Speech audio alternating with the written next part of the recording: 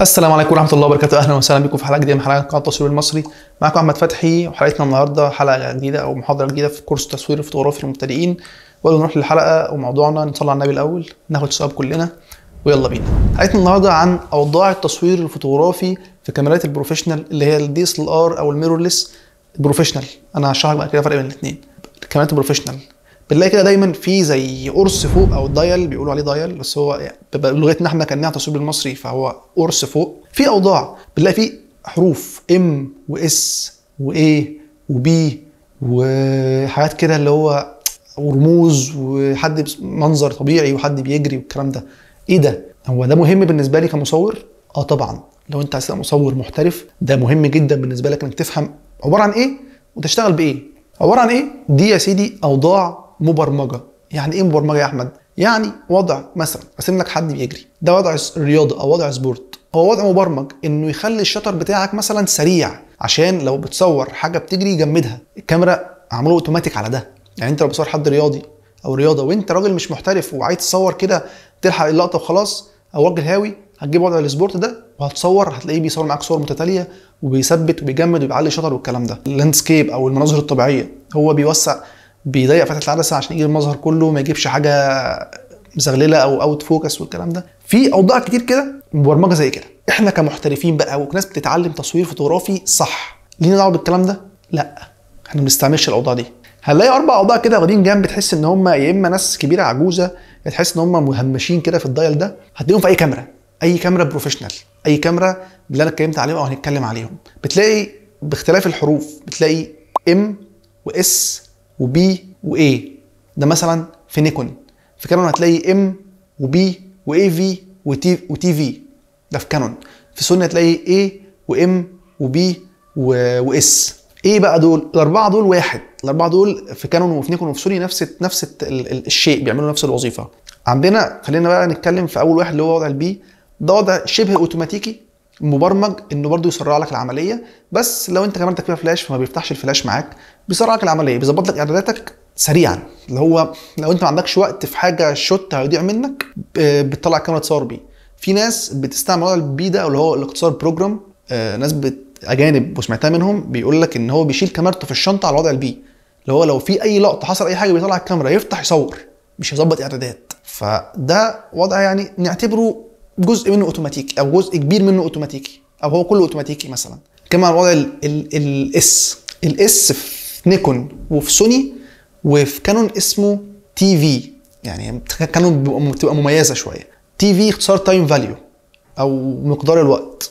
يعني مش مهم الاسم معقد ولا ليه، بس انا فاهمك بيعمل ايه. الاس هو يا سيدي الكاميرا بتظبط لك فتحه العدسه وانت بتظبط الشطر.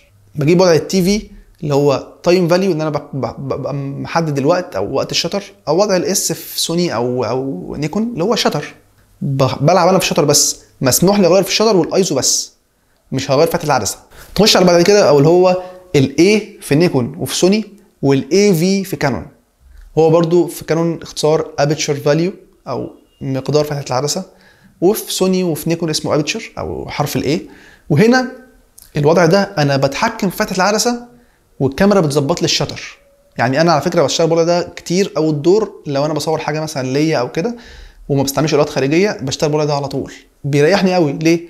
لان مثلا انا بصور على ايزو مثلا 100 ومحتاج ان انا اصور شويه فتحه 1.8 فتحه 2.8، بغير فتحه العدسه بس والكاميرا بتغير الشطر، توفر عليا وقت. مثلا في مكان اضاءته كويسه هخلي الشطر 1 على 500، 1 على 1000، 1 على 250، 1 على 100. هي بتظبطه مع نفسها بما يخلي الصوره مظبوطه على الاكسبوجر ميتر زي ما علمتك الحلقه اللي فاتت. وانا بلعب فتحه العدسه، بصور شخص واحد اصور على فتحه واسعه اف حوالي 8 مثلا، دخل 2 3 في الكادر بصور على اف 3 و5 من 10، فبضيق. هي بالتالي بتظبط الشطر، بتشيل من على دماغي لود او تضييع وقت. ده لو انا بصور هوايه او بصور حاجه انا عارف ان انا هظبطها بالايه، وضع الايه. خش بقى على الوضع الماستر او الوضع اللي احنا كلنا بنتعلمه دلوقتي، او الوضع اللي لا غنى عنه، اللي لو ما اتعلمتوش فانت ما بقتش مصور محترف.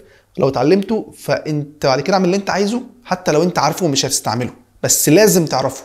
الام اللي في الثلاث كاميرات هو الام، من كتر ما هو ما فيش غيره هو الام. ام في نيكون وفي كانون وفي سوني. وضع الام ده يا معلم هو المانوال مود. المانوال مود هو اليدوي. عارف انت العربيه المانوال، العربيه بتديك دبرياج وفرامل وبنزين وفتيس ودريكسيون عيش، بعكس الاوتوماتيك في فتيس اوتوماتيك وبنزين وخلاص عربيه كانها لعبه. نفس الكلام في الكاميرا.